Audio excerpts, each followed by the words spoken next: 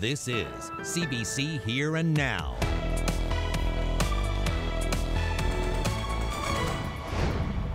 Attrition. It's one reason NAPE got its no layoff clause.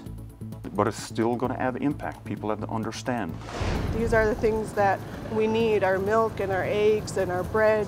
Getting freight to coastal Labrador, critics say Air Borealis is falling short. It's just been very inconsistent. To receive the Order of Newfoundland and Labrador, Marie E. Ryan. Recognizing outstanding Newfoundlanders and Labradorians. Our latest storm departs tonight. We have just enough time to catch our breath for Thursday before our next system rolls in Thursday night into Friday. And guess what? Another round of heavy rain working in for Newfoundland. The details are coming up.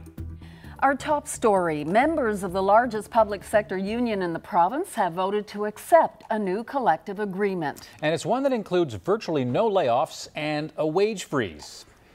80% of the 20,000 members of the Newfoundland and Labrador Association of Public and Private Employees voted in favor of the deal. There will be no rollbacks, but severance will be eliminated through a buyout that will cost taxpayers $250 million up front, but should save millions annually. One of the most controversial parts of the agreement is the no layoff clause. Finance Minister Tom Osborne says the language in the deal makes it clear the clause will only apply for the remaining 2 years of the contract and it will not be carried forward. He says right now, though, through savings, through attrition, that is the best option. If this was 10 years ago, saying layoffs may have been the right way to go.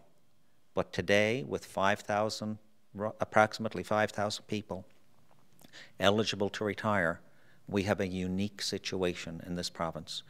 We also have a unique situation because for the first time in literally decades, we have a fiscal situation that nothing else compares to it other than the 1930s.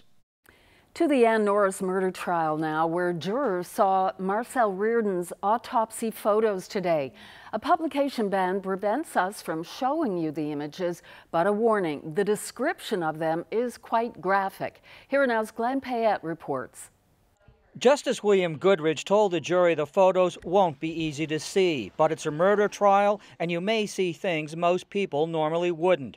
He said, deal with it as best you can.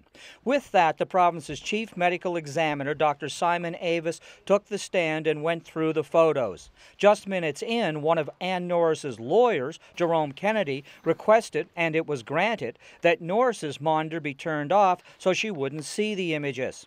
Avis said it was impossible to say how many times Norris hit Reardon, too many to count.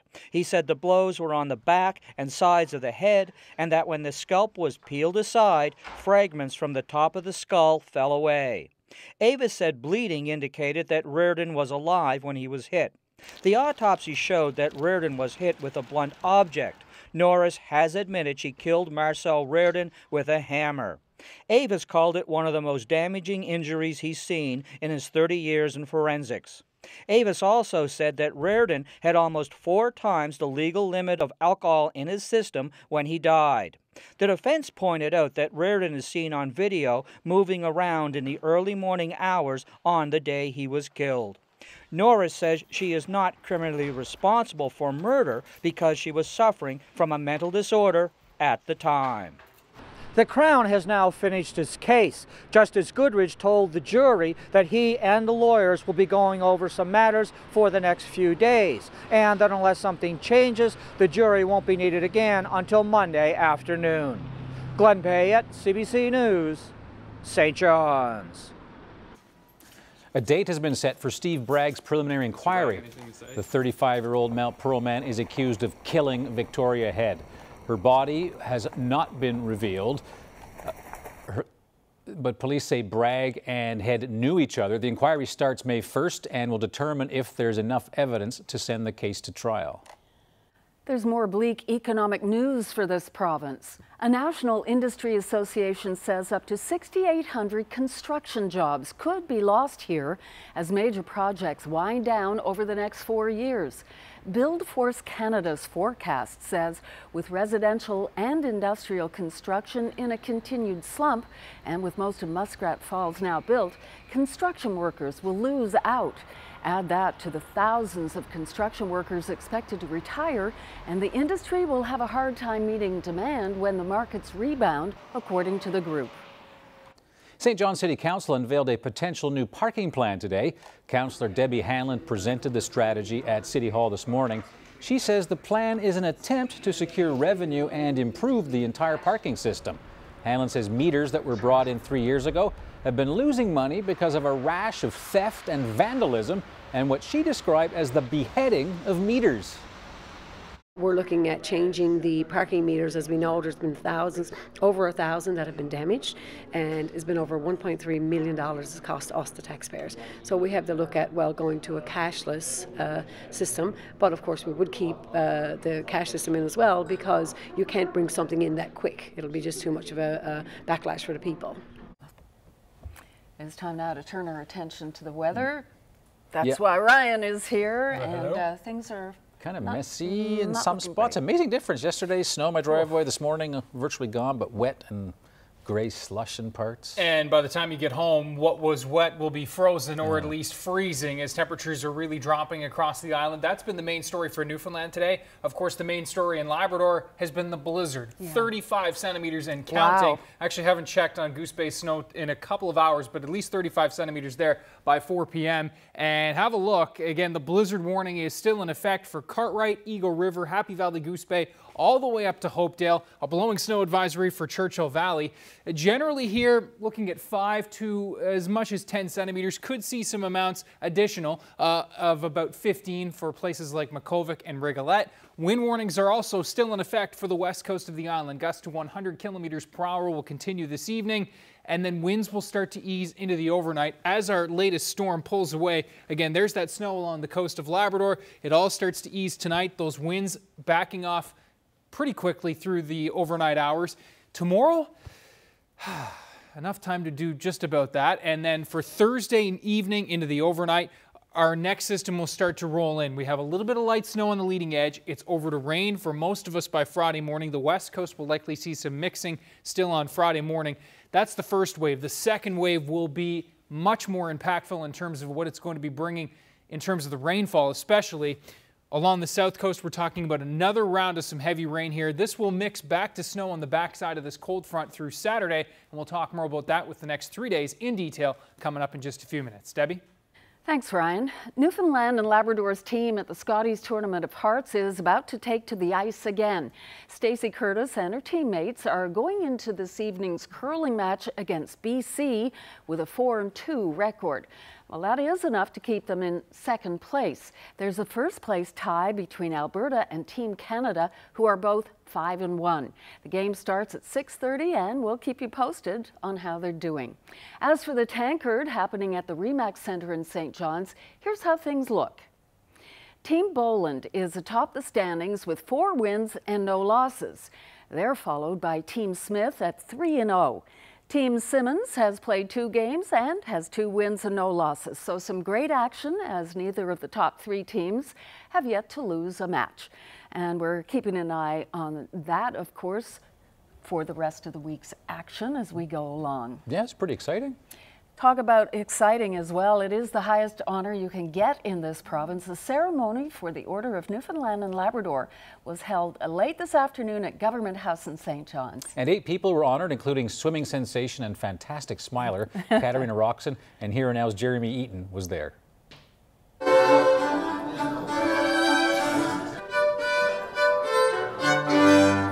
Without a doubt, one of the greatest pleasures and distinctive privileges is the annual acknowledgement of the recipients of the Order of Newfoundland and Labrador. The Order of Newfoundland and Labrador is the highest honour the province can award to its citizens and is part of the official honour system of Canada. Terence S. Goodyear was raised in Grand Falls. Dr. Fala B. Maroon. Originally from Lebanon, Dr. Fala B. Maroon came to Newfoundland and Labrador in 1967 to do a 3-week locum to receive the Order of Newfoundland and Labrador, Robert Mellon. Kathleen Pratt-Legros was raised in St. John's after being adopted as an infant by Ewart and Yvonne Pratt. To receive the Order of Newfoundland and Labrador, Walter Wayne Miller. Your Honor, Premier, ladies and gentlemen, I am pleased to present the youngest person inducted into the Order of Newfoundland and Labrador, Katarina Roxon.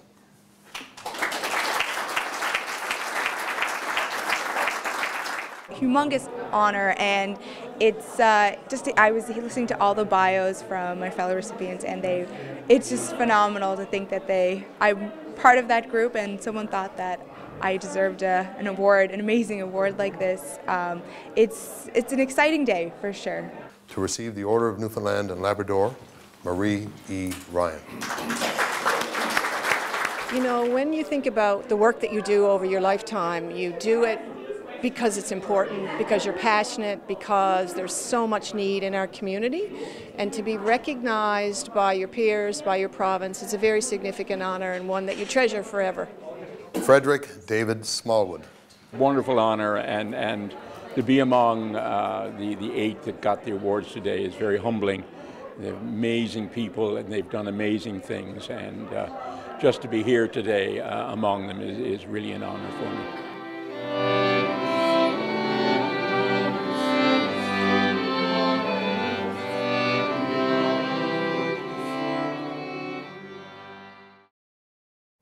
Obviously a great honor for some people who deserve those awards. Let me question. I like Dr. Maroon, the point. He came for 3 weeks. Here we are. In 1967. 2018. Wow. Anyway, all richly deserving of the honor. It's great. Not every job is going to be replaced. Jerry Earle talks about the realities of the new NAPE deal.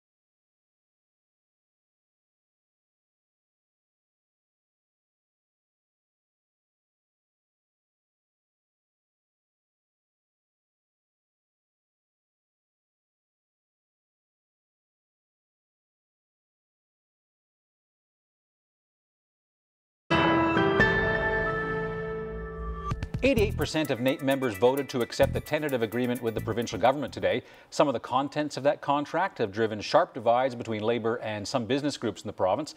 Gerry Earle is the head of NAPE, and I should mention once again, the St. John's Board of Trade turned down Here and Now's request for an interview this evening, saying its position on this agreement is well known. Thank you for coming in. Thank you for the opportunity. As you know, Mr. Earle, language is everything in all contracts, especially collective agreements.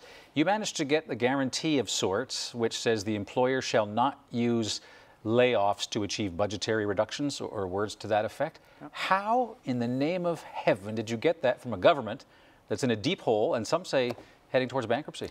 I think government and the unions understand that. I've used the term this our province too, and we negotiate because it's a comprehensive process, collective bargaining. It's not about a single provision. What this is, and what people fail to miss, is a piece of language, and it says to our young people, you're not going to be tossed to the curb in the next budget. Right. So there is security in that piece of language. It took some maneuvering on both sides to be able to arrive at that conclusion. It doesn't say there never will be a layoff. I've used the absurd example, Anthony, in a nursing care or long-term care facility, if there's 20 beds empty, it's not saying that the LPN and 2 PCAs cannot be laid off because of shortage of work. Licensed practical nurse. Absolutely. We're going to get to that in a bit when we talk about attrition, but I guess what I want to ask you, one of the reasons the Board of Trade and the Employers Council are so upset is because they view, Gerry Earle as the organ grinder and the finance minister is the monkey, that you've managed to take control of this, take advantage of a government in a weak financial position and get a pretty good collective agreement today. Yeah, and I wouldn't go as far as to say that we took advantage of this was still, with the current minister, a very tough round of bargaining. But I will commend the minister. It's the first time, I think, in a long time we've actually seen a minister of finance sit in a bargaining room, sometimes for 6 to 8 hours. Right. I think I heard him comment was times when he left the room. There was times that I left the room. There was times when the Secretary of Justice, Bert Blunden, 2 of us left the room. It was tough negotiations. It was respectful negotiations. And you've heard me say before, no matter how difficult things are, you have to talk them through if you want to work them out. I think we came up with a balanced agreement, an agreement that is tough for our members. But you've heard Mr. Osborne and the Premier say that they have a spending problem, right? Absolutely. And NAPE is a big union that represents a lot of workers, and paying those workers' salaries, in a sense, the people you represent are part of that spending problem. When you counted that as part of the spending problem, first of all, our members didn't create the fiscal situation that we're in. Again, I've heard the minister say this didn't happen overnight, nor is it going to be fixed overnight. What's traditionally happened, and that's why that piece of language is important, that when budgets came down, the first people always to get attacked, always to get cut, was frontline public sector employees delivering the frontline services. So we focused on 2 things, and that's what's lost in this language: protecting young people, that they're not tossed to the curb, and the service is essential to Newfoundlanders and Labradorians, ensuring that they're not going to be just slashed in a budget by tossing people out of those valuable services. Do you think the public service is too big? The public service overall, again, we've heard those from outside. You don't buy it? I don't buy it outright saying the public service is too big. There's a number of factors that you have to look at. Is there some things, efficiencies that can be looked? Absolutely agree, and we will talk with government and consult with them on that. But again, we have to compare apples to apples, not apples to oranges, which some of the so-called experts have done. Let me ask you about attrition as we wind down this interview, because the finance minister says that he's going to make those spending reductions through attrition, meaning people will retire, they'll get sick, some will die, unfortunately, people will move. Do you buy that he can actually get to where he needs to through attrition?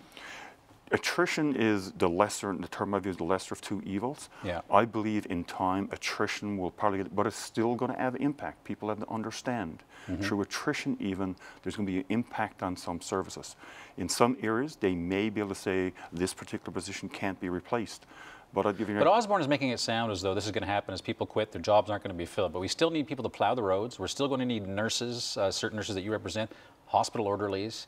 I mean, it's not all going to happen by people leaving and not filling jobs. But the numbers, Anthony, speak for themselves. Already from the data that we've seen, the minister shared with others, is that there's been a 6% reduction through attrition already in just a little over 24 months. Right. That's a significant impact on public services. So even if that trend continues, we could see a further erosion through attrition in the next 2 years. That is going to have an impact. Last question for you. If we're going to wait for a lot of people to retire so the finance minister can get to where he thinks he needs to be, doesn't that amount to a hiring freeze freeze for the next 5-6 years? It's hiring freeze in the sense that they're going to make a decision if Jerry, Earl and Anthony leaves a particular job that they may not replace Anthony and they're going to replace Jerry, Earl. So it's going to be limited in the sense that not every job is going to be replaced.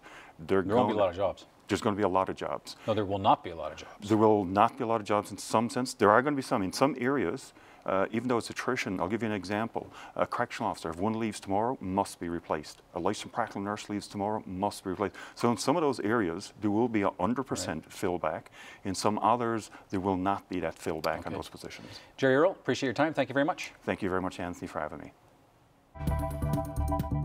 I'm Garrett Barry in Gander, where I've got a brand new sound in my ear. I'll tell you more about this coming up on Here and Now.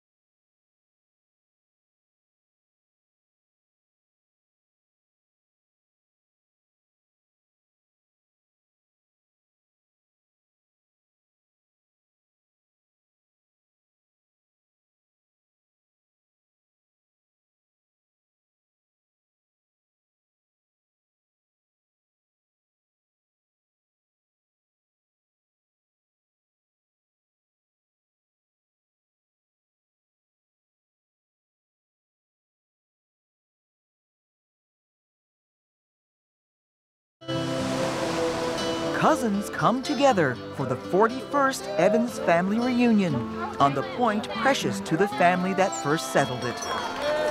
Sunday at noon and Monday at 7. This weather forecast has been brought to you by Newfoundland and Labrador Tourism. 5,000 kilometers of groomed trails are waiting to be explored. Embrace winter today.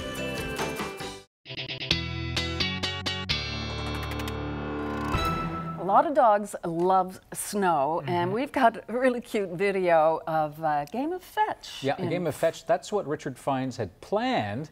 This is after the snowfall that Ryan told you earlier about in Happy Valley Goose Bay. So there goes the throw, and there goes George, a 10-and-a-half-year-old mixed breed who loves chasing after balls in the snow. So the problem, as you can see there, is George couldn't find the ball after his owner threw it from those steps, still looking, sniffing, trying to find it. Richard tells us he had to go look for the ball before he hauled out the snowblower. And usually George is pretty good, he says. Usually finds it the first time. Not this time. Not this time. That looks really fluffy snow. Yeah, definitely very fluffy snow. Superman snow, as we call it, easy to shovel and snow blow, but there's a lot of it. 38 centimeters at last check, and it's still snowing in Happy Valley Goose Bay. That's kind of been the theme this winter. We're reaching the halfway point of the winter season, so I'm looking back and looking forward over the next couple of nights. Looking back first, and look at some of these numbers. This is the winter season snowfall amounts. The column on the left is the average that we typically see in terms of snowfall for November, December, and January. So we're doing well in town. Yeah, we're down in town. We're down in Gander. Really, snowfall totals in Gander only 70% of what we normally see over the last 3 months. Note Stephenville. This is the really interesting one to me. Stephenville has had almost 9 feet of snow, but the most snow that they've had on the ground at one time, 2 feet. Keeps melting? It keeps melting. Every time they get a round of snow, it warms up, we get rain, and it's gone again. So although they had a lot of snow, they haven't been able to keep it. In Labrador, a different story. Lots of snow on the ground everywhere from the Straits and Blanc-Sablon to Cartwright and, of course, Goose Bay. That number, 243 centimeters, does not include the 38 centimeters that fell today. That is as of yesterday. So we'll obviously update that one more time for you, and I'll have that map on cbc.ca/NL over the next couple of days as we, again, look back and forward over the next couple of days as we get to the halfway point of the winter season. There is the warm-up that we had in the east, 8-9 degrees. Hard to keep the snow, even in Stephenville at 7 this morning. -6 now as temperatures have really tumbled as the cold air is wrapped in on the other side of this system. Now take a look at the winds. Very, very gusty, still gusting near 70, 80 kilometers per hour for most of the island, including Stephenville and Nain. Gusts to 100 kilometers per hour, as I mentioned, will continue for you folks along the coast of Labrador. It's very blustery along the west coast. Motorists being advised to stay off the roads anywhere from the Port of Port up through Grossmorn and the Northern Peninsula. There's a tractor trailer off the road there up on the Northern Peninsula. We have this low is the culprit. Big storm that is now rolling into the Labrador Sea. Blizzard conditions will ease tonight. The winds will ease on the island, and then our focus is on the next system, which is going to be rolling in from the southwest over the next day or so. Here's how it all plays out. There are those winds. Forecast models projecting gusts up to 120, even 130 along that coast of Labrador through this evening, really easing off through the overnight as that low takes off in a hurry. Tomorrow morning, winds still a little on the breezy side, especially along the coast of Labrador, west coast of Newfoundland, some gusts near 50. It's a pretty chilly start, back near -32 in Labrador City, -5 to -8 for most of the island. Now, as we roll throughout the day, the clouds certainly increasing, some snow into the afternoon, creeping up towards the west coast, some showers mixed with flurries along the south coast and the Burin Peninsula. Chance of a late day flurry in central. St. John's, again, just increasing clouds, but a pretty quiet day here across Metro. Temperatures near -2. -10 in Happy Valley Goose Bay. A chance of seeing some flurries, but pretty quiet across most of the big land. Now watch your timeline. Thursday night in through Friday, we see this first little push of warmth and precip in terms of snow mixing over to some showers for Friday morning. A bit of mixing still on the go for the west coast. Heavier rains start to arrive into the afternoon and through the evening hours. Look at your Friday temperatures. We're once again in the 5, 6, 7 degree range for central and eastern parts of Newfoundland. We'll be edging above freezing into the afternoon, and that will have some mixing for areas definitely Corner Brook and south. Likely a bit of mixing for the Northern Peninsula as well, but maybe just some wet snow there. -8 in Happy Valley Goose Bay, -21 in Labrador City. Now watch your timeline as we roll through Friday night into Saturday. The heavy rain continues Friday night. We'll start with rain Saturday morning in the east and then mix back to a little bit of snow. Not certain just how much we'll see, but enough certainly to coat the grass by the looks of things right now. Very gusty winds on the other side of this system. So these temperatures you see for Saturday, this is the morning, and temps will really fall into the afternoon. It's going to be a breezy one, as I mentioned, a windy one, and so wind chill factors will be much colder than this. Minus 30 the temperature in Labrador City. That gives you a sense of the cold air that will be rushing back in through Saturday. We'll talk about the long-range forecast Sunday and beyond coming up. Debbie. Thanks, Ryan. Well, an upstart radio station in Grand Falls, Windsor is hoping to put local voices back on the air. Valley Radio started broadcasting online this fall when VOCM shut down its local studio. Here now's Garrett Barry reports. Can you hear that? The sound of something new. Community radio in central Newfoundland. Being broadcast anywhere there's internet, it's coming from the Valley Radio studios in Grand Falls, Windsor. -4 this morning. Really the heart of any community is the people, and every person in this town has a story. And we felt that the identity and stories of people and events and things that make a town tick just weren't being met. A former town councillor, he hatched this idea when the town's VOCM studio shut down. His plan? Bring back the locals. One of the things that we want to do here at Valley Radio, want to be a little bit unique. We don't want to be a cookie cutter. We're not professionals. And people, I think people like that because there's a little bit of down-home natural in it. Thanks to donations, hard work, and some old cafeteria space, this studio is coming together. Yeah, it's a labor of love. You know, we love what we're doing, and everybody's excited about it. 36 hours of programming a week, mostly music, but some interviews too. The team of 13 volunteers is just a few months old, but they've got big dreams. This place is going to look like a full functioning radio station with people being employed. We're going to have roving reporters around the town covering events.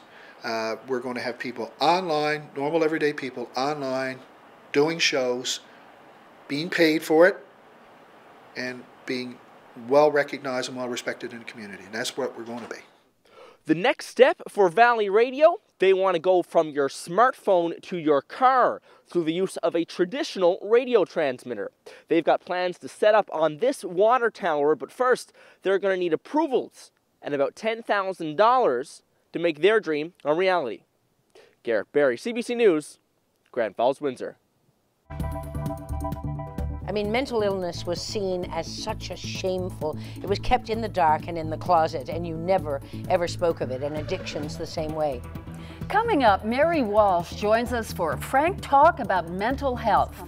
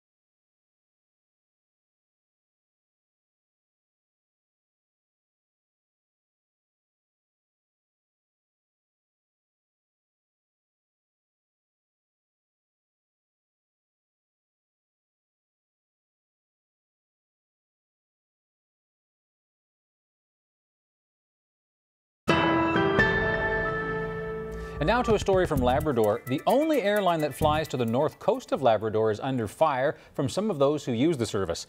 Air Borealis was created last summer after Innumakun and Air Labrador merged. But tonight, people on the north coast are saying there's been a noticeable reduction in service since then. Here now's Jacob Barker reports. Airlines are a vital connection to the outside world for northern Labrador, especially in the winter. Here at the Big Land grocery store in Hopedale, they know exactly when their shipments are supposed to arrive. It's Wednesday, so our produce is hopefully going to be in tomorrow. It gets into Goose Bay on Wednesday, and then we expect it on Thursday. So tomorrow this will look a lot more full, hopefully.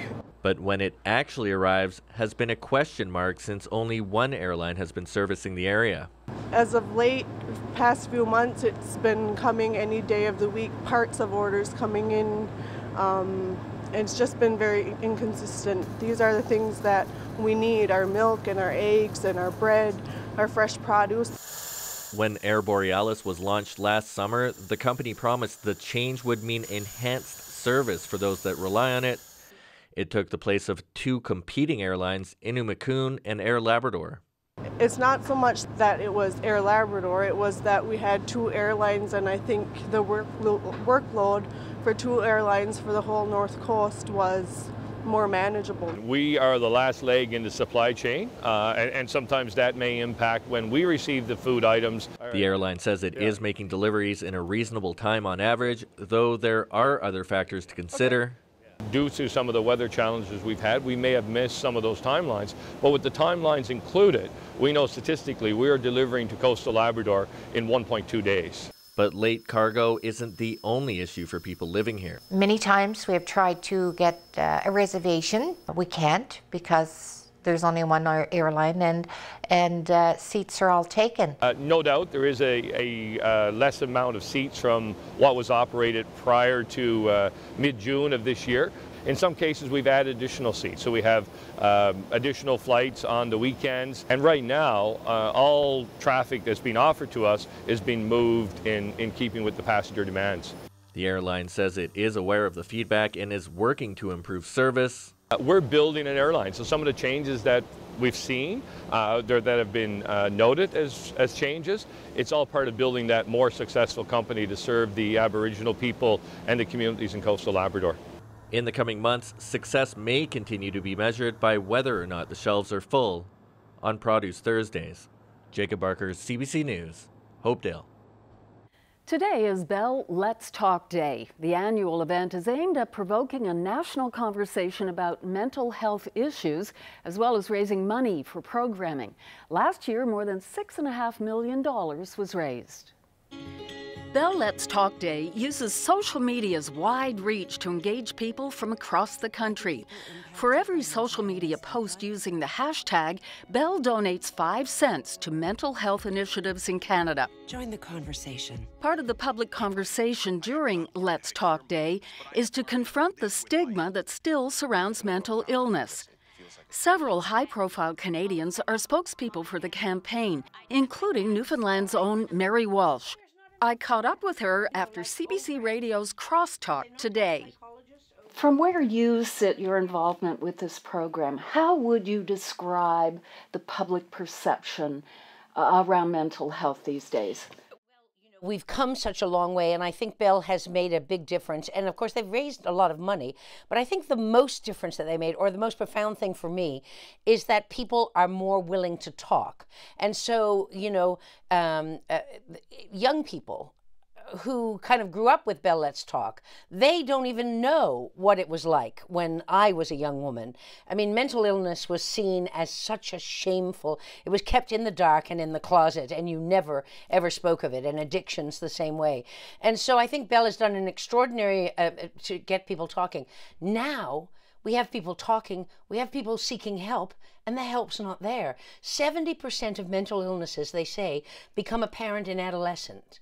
If you're an adolescent in this province or any other province in this country, as far as I know, you could wait 18 months to see a psychologist. And they say if they treat mental illness, it's just like heart disease. If you catch it early, you'll have a much better life. You know, you'll still have a chronic illness, but you'll be able to live with, and you know, we are all one unit. It's like, you know, dental, mental. There's hardly 2 inches between them, right? And so we're talking, and I think with what Mary Deacon and the people at Bell Let's Talk saw that I wasn't able to see at first, was that as more people talk, as more people seek help, and the access to help isn't there will be an enormous pressure towards making that, because I don't know, we usually don't acknowledge this, but we spend the least amount of money of any developed country. This country, Canada, spends the least amount of money of any developed country on mental health and mental health research. So, you know, that's got to change. And the only way it's going to change is if enough people, enough citizens say, we can't keep going like this. What's interesting on Mary Walsh's last point there, to be fair to the government of Newfoundland has actually stated some initiatives lately and spent a couple of $1 million on this program. That we covered one last week, so there is a bit of change out there now. As far as Bell goes, it says that it's raised $86 million since this campaign started 8 years ago, and some of that money makes its way to this province. That's right. Both Stella's Circle and Choices for Youth received funding, including $22,000 last year for a new mental health initiative at Choices. West Coast women's centers now have abortion doulas available. So it's really about providing practical, emotional, and informational support.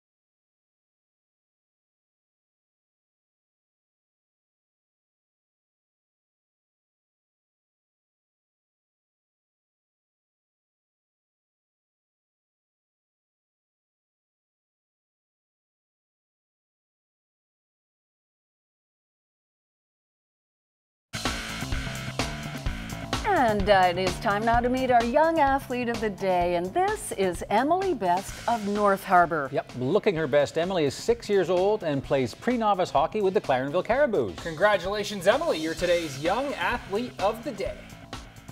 The weather update is brought to you by Belltone Hearing Service St. John's, helping the world hear better.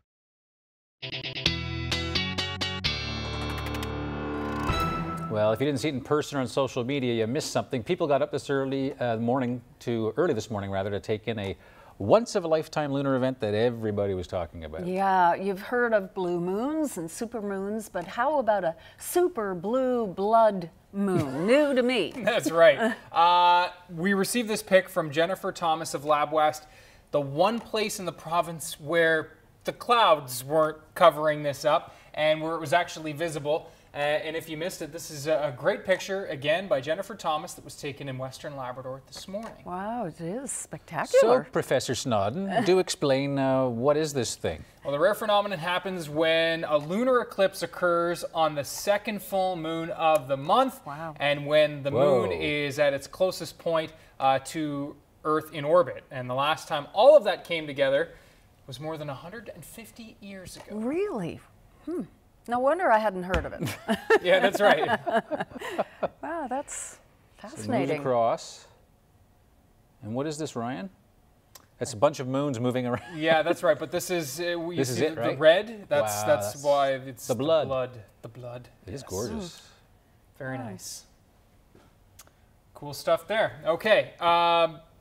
Visible across many parts of the world, and as we expand beyond Newfoundland and Labrador, I want to show you this. The temperatures across North America right now. Note that the warm air has been building back in after we were talking about all that cold air down towards Texas and the south, but the warm air has been pushing back, and we're going to be seeing more of that warm air in our neck of the woods over the next day or so, where we've got this first low that's I should say this is the first low that's departing. Our next low is right here, and it's actually a bit of a two-parter where we'll see two waves shoot in, one with a little bit of snow on the leading edge, the next one with a little more in the way of moisture, and most of that will be rainfall. And we're going to talk once again after a heavy rainfall event last night along the south coast.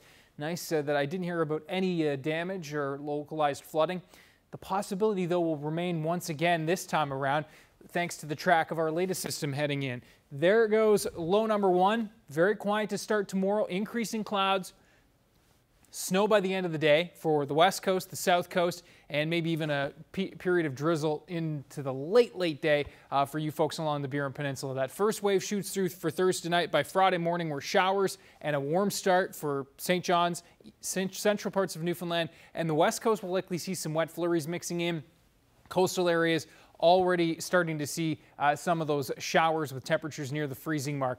Second low starts to move in for Friday afternoon. Periods of rain, at times heavy, begin to develop along the south coast of the island, pushing up towards central Newfoundland. That messy mix continues for Corner Brook and the west coast. As the low moves off to the north and the cold front slides through, we will see the rain changing back to snow, and this could give, by the looks of things right now, a shot of 5 centimeters, maybe even a little bit more west into central parts of Newfoundland, and not ruling out the question of a coating to as much as 5 centimeters for eastern parts of the Newfoundland as well for Saturday, as temperatures will drop in a hurry. But the main story with this one will once again be the rainfall. This is the model projection for the rainfall along the south coast by Saturday morning, and you can see areas in red here are where we could see amounts of over 50 millimeters. Once again, Conagra, the Burin Peninsula will be the bullseye here. Amounts will drop off as you work your way into central, but potentially another 20 millimeters there, and even towards the Corner Brook region, it does look like we will see rainfall mixing in, but it's going to be a tough one, especially in the higher elevations there. So there's that snow mixing in. Now, picking things up here for as we roll into the Sunday time period, a quiet one, onshore flurries for the west. And then early next week, yet another projected warm-up. This one with the snow mixing to rain across most of the island for the Monday time period. Still a long way out, but I'm thinking right now that once again, temperatures will be rising above the freezing mark, followed by another cool down into the Tuesday, Wednesday time period. So early February picks up right where January left off, with a roller coaster ride of temperatures and rain mixing in, even for areas of western parts of Newfoundland. There's the outlook for Labrador after that storm clears. A bit of time to enjoy the snow, although it will be bone-chilling cold in the west with highs near -30 on the go for this weekend. Debbie? Thank you, Ryan. If you're getting an abortion and you live on the province's west coast, there are now more professional supports in place. Women's centers in Corner Brook, Stephenville, and Port aux Basques will soon make trained doulas available to women who decide to terminate a pregnancy. Here Now's Colleen Connor sat down with the executive director of the Status of Women in Corner Brook to hear more about this new service. So many people have heard of what a birth doula is, and that's a support person who often assists somebody through their pregnancy and through the birthing process. So an abortion doula is much the same. except that they're supporting somebody who has chosen to terminate a pregnancy. So it's really about providing practical, emotional, and informational support. So I wanted you to take me through some of the steps of exactly what an abortion doula would do, physically and emotionally. What would they do for someone? So if they contacted us, what we would do is start out first of all with information. Provide them with a sense of what they might expect. Let them know that, that there are people who care and are willing to support them when they return to their community. Then that might mean being somebody to listen to them. It might be someone to talk them through some practical kind of relaxation exercises and even just provide some practical supports. Things like, having a nice warm cup of tea, ensuring that they have all the practical things that are going to provide comfort to them during this time. So that might mean heating pads, it might mean chicken soup, it might mean arranging for childcare, any of those kind of practical things.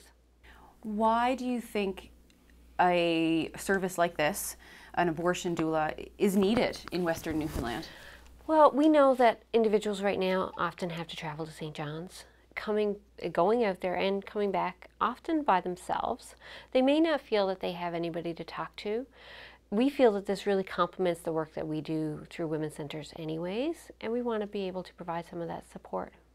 And we also know that with the advancement of mifeguide-miso, which is the medication that induces abortions, that there may be individuals here in our community who also require that support.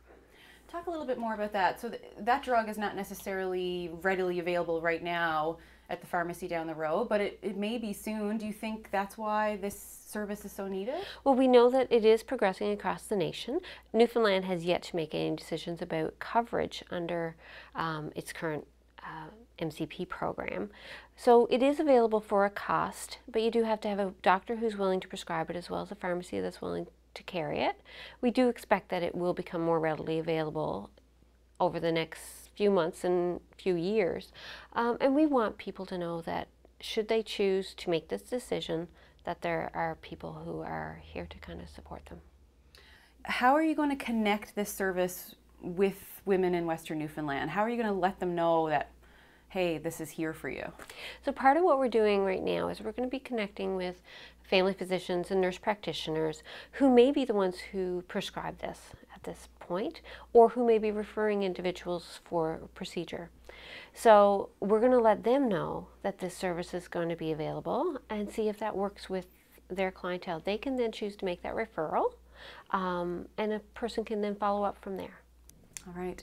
I think we'll leave it there. Okay. I want to say thank you so much for explaining it all to me today. Oh, thank you. Now to some news stories from across Canada. Imagine waking up in the middle of the night and discovering that you had been shot. Well, that's exactly what happened to a woman in Ottawa, and 2 years later, she says she has yet to get justice and probably never will. Ashley Burke has the story, and a warning, there are some graphic images. The bullet traveled in through the top of my foot, stopped here where they had to remove it at the hospital. Tiffany Moreau had no idea what was going on when 2 bullets were fired into her bedroom from above. I was just numb, completely numb. She was fast asleep beside her husband in bed when they were jolted awake by 2 loud bangs. They thought it was furniture falling over. I realized that there was something going on with my foot. I thought it was a foot cramp at first. And then it started to burn, and I knew that something was wrong. Her husband jumped up and turned on the light. I noticed that there was drywall dust covering our bed from the 2 bullet holes in the ceiling. He whipped off the blanket, and there was blood everywhere. He started to panic. I was very much in shock. The bullet pulled part of her comforter and bedsheet inside the wound itself. It just missed the bone. Doctors at the hospital removed the bullet and handed it over to Ottawa Police. The Guns and Gangs unit later charged a 19-year-old who was living above Moreau with firing the weapon. But before the case went to trial this month, the charge was dropped. The Crown prosecutor said that there were 3 people in the apartment at the time of the shooting, but couldn't prove who pulled the trigger. For Moreau, that's hard to accept. Just that nobody is going to be held accountable, and that I'm the only one that will be paying the price every day, living with the physical, mental, emotional side effects of this. it's a lot to deal with. Ashley Burke, CBC News, Ottawa. Court documents show the Federal Competition Bureau is alleging indictable offenses in the ongoing bread price-fixing scandal, and the companies named are Canada's 2 largest bakeries and 5 major retailers. It's alleged prices were repeatedly raised by agreement for more than a decade, typically by 7 cents. 2 of the companies, Weston and Loblaw, actually approached the Competition Bureau, sparking the investigation. The others named are Canada Bread, Walmart, Sobeys, Metro, and Giant Tiger. A group of disabled veterans is taking the fight for lifetime pensions to the Supreme Court of Canada. An application for leave to appeal was made today by members of the group injured in Afghanistan.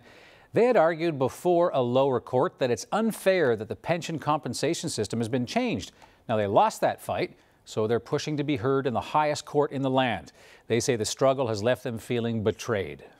These medals of mine have turned into a name tag. Like, I'm a veteran, I'm going to be on the news, so I put it on like a name tag. I'm not proud of them anymore. I've been avoiding letting my son see anything to do with my service, and he came and woke me up with these in his hand, and he's like, "What are these?" And I didn't want to tell him. I'm ashamed of them. Through all this, I gotta tell you. Well, our viewer picture of the day is a stormy one. It was taken today. And that's, I guess, the first clue. What else should I tease you with? Is that in the Andes? It could be. But why don't we say this? It was taken in Western Newfoundland, but if you can pinpoint where in Western Newfoundland, you get some big bonus points. Tablelands? No? No. Further south than that. There's water there coming down the Northern Peninsula. No. No, that's too flat there. Don't know. Stumped. We'll ponder it during the break.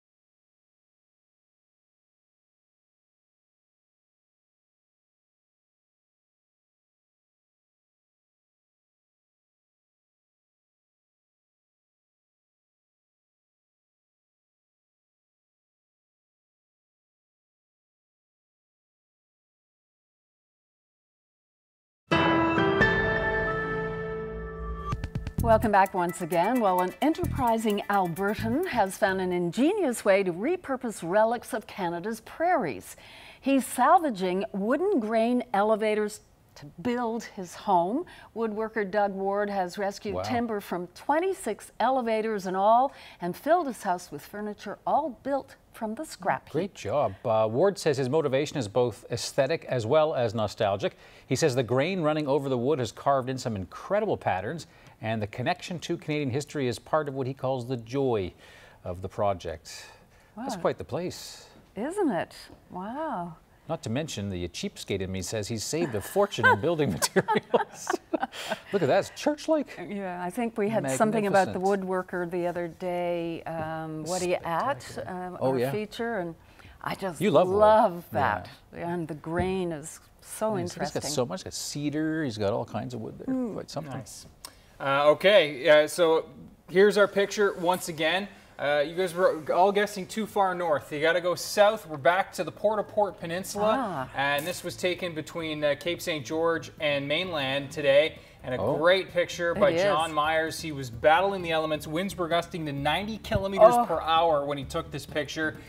Snow squalls had just lifted off to the north. You can see it in the distance there. A great picture by John Myers Photography. He was, of course, shared that great video of the caverns, ice caverns there last week. Excellent. Thanks, John. And thanks to you, everyone. Have a great night. See you tomorrow. Good night, everyone. Bye now.